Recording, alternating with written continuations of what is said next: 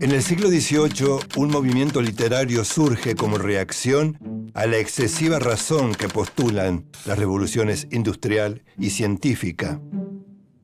Los sueños, la subjetividad, el misterio y lo sobrenatural se instalan como vanguardia estética contra el ilimitado avance de la ciencia. De las románticas tinieblas de esta época surge un escritor que reivindica el enigma y la oscuridad como una forma de belleza. Edgar Allan Poe se anima a indagar el lado más sombrío del hombre moderno. Intuye la separación entre la naturaleza y el universo y postula poner en crisis a la razón como herramienta para entender el mundo.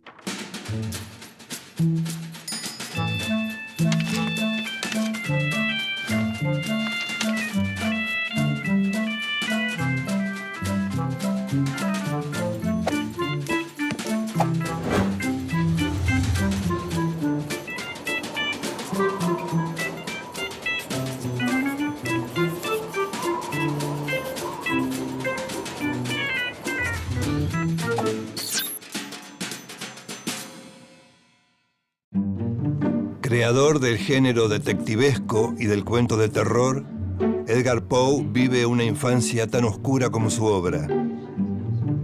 Su padre lo abandona y su madre muere poco tiempo después.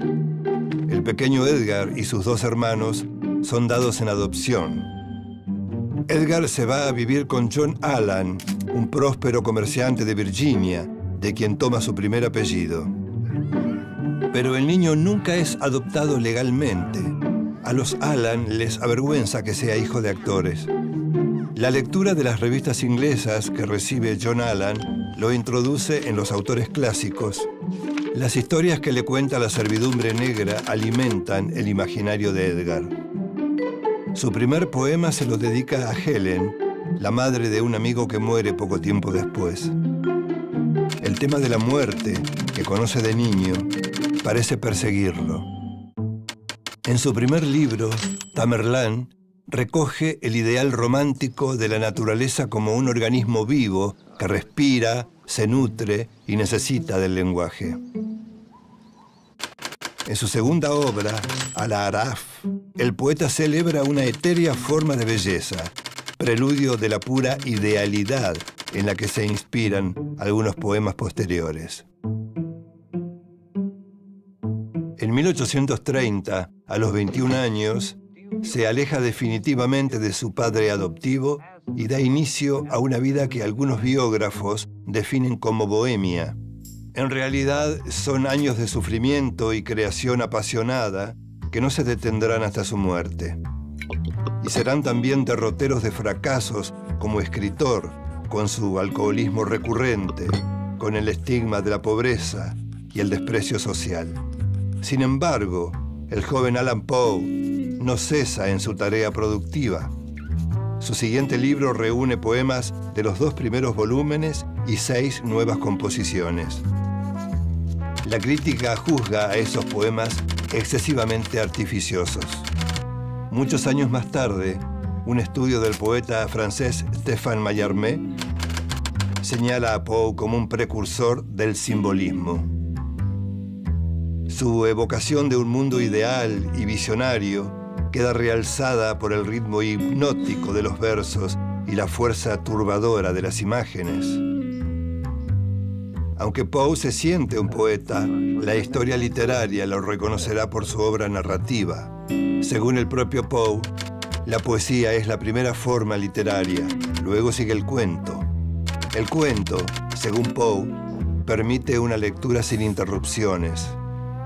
Considerado uno de los más extraordinarios cuentistas de todos los tiempos, Poe es el verdadero artífice del cuento moderno y tuvo herederos tan diversos como originales. La influencia de Poe se puede reconocer en autores como Conan Doyle, Verne y Lovecraft. También inspiró a muchos autores que posteriormente se convertirían en clásicos. Poe define los elementos constitutivos del cuento. Las narraciones de cuentos de lo grotesco y lo arabesco se desarrollan en un ambiente gótico y siniestro, plagado de intervenciones sobrenaturales. Muchos títulos de esa antología son consideradas obras maestras de la literatura del terror. Ese primer libro incluye un cuento emblemático del género, La caída de la casa Usher. Poe basó su estilo tanto en la atmósfera opresiva que creaba durante el inicio y desarrollo del relato, como en los efectos sorpresivos del final. En La caída de la casa Usher, el narrador acompaña a un antiguo amigo suyo, el atormentado aristócrata Rodrigo Usher. Durante su estancia, fallece la hermana de Usher y la entierran en una cripta subterránea. Pero una sucesión de terribles acontecimientos precipitan un trágico final. Cuando el poeta francés Charles Baudelaire traduce al francés este libro, lo tituló Historias extraordinarias. Otro de sus cuentos incluidos es Manuscrito hallado en una botella. Un navegante choca contra un enorme barco en medio del mar. Los tripulantes son ancianos que parecen flotar. El barco, lleno de instrumentos científicos, pone en evidencia la vinculación entre pensamiento lógico y lo fantástico del contexto. Con solo 24 años, Poe se adelanta al género fantástico, creando una atmósfera casi surrealista, muy difícil de imaginar en la época y el contexto en el que vivía. Al cumplir 25 años, logra cierta tranquilidad afectiva cuando se casa con su prima Virginia, de solo 14 años. La adolescente Virginia se parece a todas las mujeres literarias de Poe. Jóvenes de una belleza enigmática, débiles y acosadas por la enfermedad. El éxito de sus cuentos le permite trabajar como editor, pero debe mudarse a otra ciudad, lo que lo hace sentirse de nuevo desamparado. Destina sus magros ingresos a su nueva debilidad, el láudano. Un opiáceo que se vende como medicamento, pero tiene un alto poder adictivo. Con sus ácidas reseñas literarias, se gana admiradores, pero también enemigos. Despedido como editor, Edgar Poe se instala con su familia en Nueva York, donde no consigue trabajo, pero sigue escribiendo afanosamente. En esos años publica la narración de Arthur Gordon Pym, la única novela que escribió y que presenta como la autobiografía de un personaje real. Se trata de una historia de aventuras, con barcos y naufragios, y una curiosa tripulación de esqueletos. La novela es aparentemente un viaje de aventuras, pero termina siendo un viaje de autoconocimiento. El escritor Julio Cortázar, admirador y traductor de Poe, descubre esa clave autobiográfica. En 1938 deja Nueva York y se instala en Filadelfia. Vive pobremente con su familia y hace cualquier tipo de trabajos para sobrevivir. Al mismo tiempo comienza una etapa de gran producción, donde escribe los cuentos más perdurables. En Ligeia, el protagonista venera a su joven esposa recién fallecida. Luego de unos años, descubre que su nueva esposa es la reencarnación de la muerta. Luego publica 3 cuentos con el mismo protagonista, el inspector Augusto Dupin. Estas narraciones lo convierten en el creador de un nuevo género, la literatura policíaca. Los crímenes de la calle Morgue es considerado el texto fundante de la novela de misterio o detectivesca. Poe abandona por un rato lo mórbido y se dedica a los cuentos analíticos, donde demuestra la dimensión de su talento y su coherencia intelectual.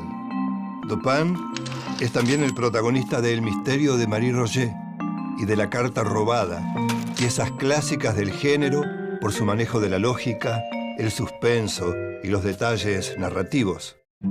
Su condición de alcohólico no le permite sostenerse en las escasas ocupaciones que le encargan. Además, la repentina enfermedad de su mujer, Virginia, lo hunde en la peor de las angustias. En esas condiciones, escribe relatos memorables como El gato negro y El escarabajo de oro, pero dedica sus últimos esfuerzos a un largo poema, El Cuervo. En una lúgubre noche, intentando aliviar su dolor por la muerte de Leonor, el poeta oye que alguien llama a la puerta. Abre y tras las tinieblas se enfrenta con un cuervo. El hombre le pregunta cuándo terminará su dolor y el cuervo, inmóvil, responde: nunca más. De alguna manera, este poema final preanuncia su estado psíquico.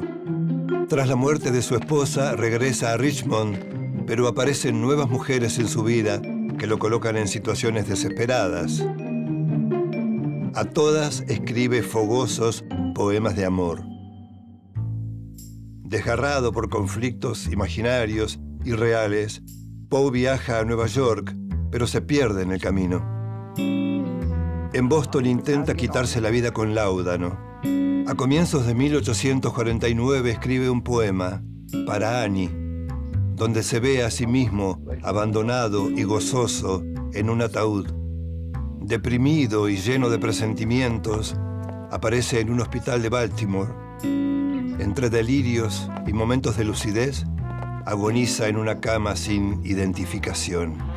Muere a las 3 de la madrugada del 7 de octubre de 1849. Tenía 40 años.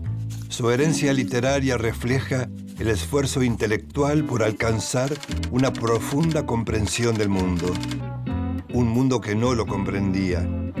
Desde ese día, el terror, la fantasía y el misterio lo tendrán como uno de sus grandes pioneros y su principal referente.